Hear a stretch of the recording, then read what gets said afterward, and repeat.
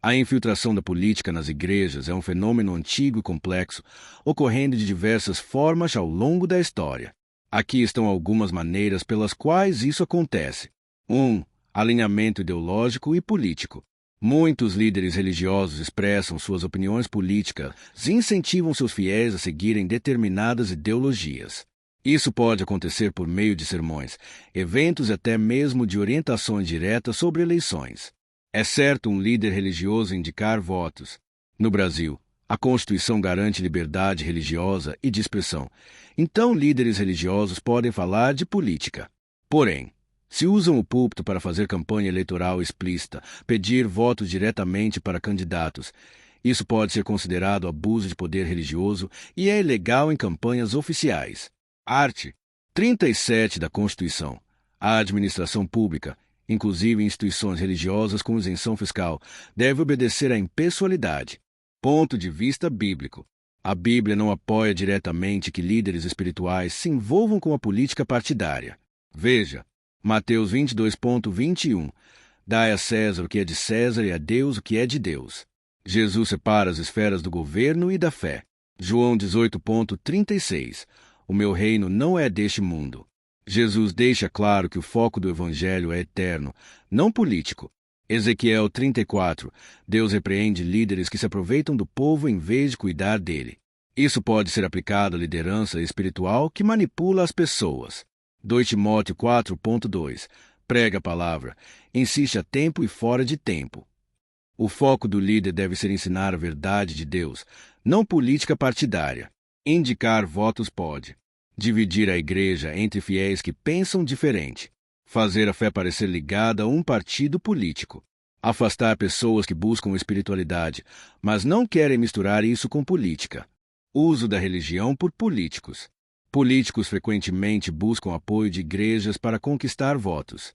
Eles fazem discursos em templos, prometem leis favoráveis a determinadas crenças e até adotam uma retórica religiosa para se conectar com os fiéis influência de igrejas no poder público. Em muitos países, igrejas exercem influência sobre a política, pressionando governos a aprovarem leis que favorecem seus princípios morais e doutrinários. Isso pode ocorrer em pautas como aborto, casamento, liberdade religiosa e educação. Polarização e disputa pelo poder. Em tempos recentes, igrejas têm sido palco de polarização política, com grupos religiosos se dividindo entre diferentes partidos e ideologias. Essa divisão pode gerar conflitos internos e afastar fiéis que não compartilham das mesmas visões políticas. Teologia e política misturadas. Algumas correntes religiosas incorporam discursos políticos em sua doutrina, justificando posicionamentos políticos com base em textos sagrados. Isso pode ser visto tanto em igrejas progressistas quanto conservadoras. A relação entre política e religião sempre existiu, mas a forma como essa relação se desenvolve pode variar dependendo do contexto cultural e histórico de cada país. Um exemplo de política e igreja no Brasil. Bolsonaro e a igreja, especialmente as igrejas evangélicas, é um exemplo marcante de como a política e a religião se entrelaçaram fortemente no Brasil nos últimos anos.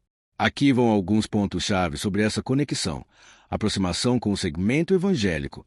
Desde antes da eleição de 2018, Bolsonaro buscou apoio entre lideranças evangélicas, principalmente das grandes denominações neopentecostais, como a Assembleia de Deus e a Igreja Universal do Reino de Deus.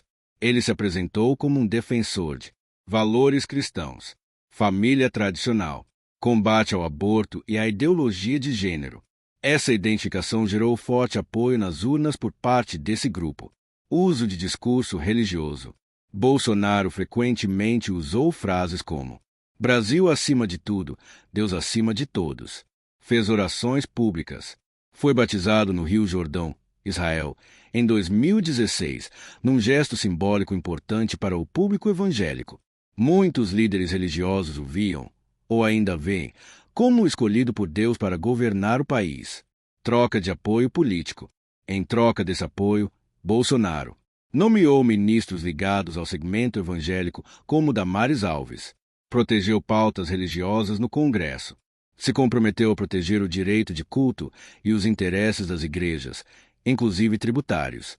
Críticas e rupturas. Apesar do apoio sólido, nem toda a comunidade evangélica esteve com Bolsonaro.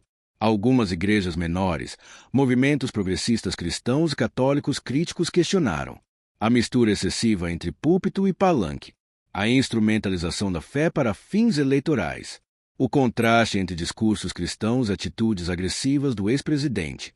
Afinal, que Jesus falava sobre política e a fé? Essa é uma pergunta poderosa e super relevante nos dias de hoje.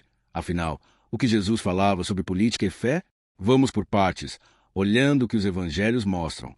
Jesus falou diretamente sobre política, não da forma como a gente entende hoje, partidos, eleições, governo.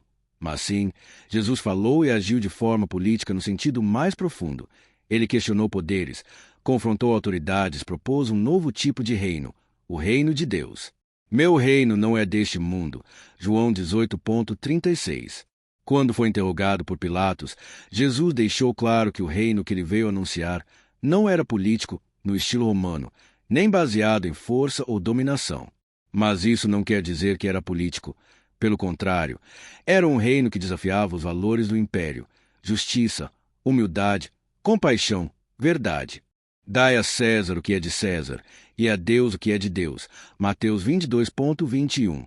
Essa frase é chave. Os fariseus queriam colocá-lo em uma armadilha. Se dissesse que não era para pagar imposto, seria preso por rebelião.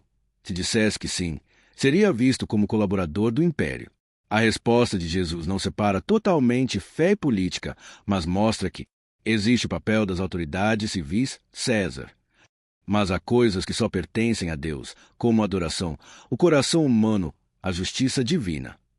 Jesus confrontou o sistema religioso e político da época. Chamou os fariseus e saduceus de hipócritas, Mateus 23. Expulsou os cambistas do templo, João 2, 13 e 16. Curou no sábado para confrontar leis religiosas sem compaixão. Ensinou a acolher marginalizados, samaritanos, mulheres, doentes, leprosos, algo profundamente político. Fé para transformar, não para dominar. Jesus nunca ensinou seus seguidores a tomarem o poder político. Ele os ensinou a servir, amar, perdoar, buscar justiça. O que ele propôs era uma revolução do coração, e isso tem impacto político sim, mas começa de dentro para fora. E é isso, pessoal. Muito obrigado por assistir até aqui. Se esse vídeo te ajudou de alguma forma, já deixa o like, se inscreve no canal e ativa o sininho para não perder os próximos conteúdos. Compartilha com alguém que vai curtir esse tema também. E claro, comenta aqui embaixo o que você achou. Valeu demais pela companhia. Que Deus abençoe você e até o próximo vídeo.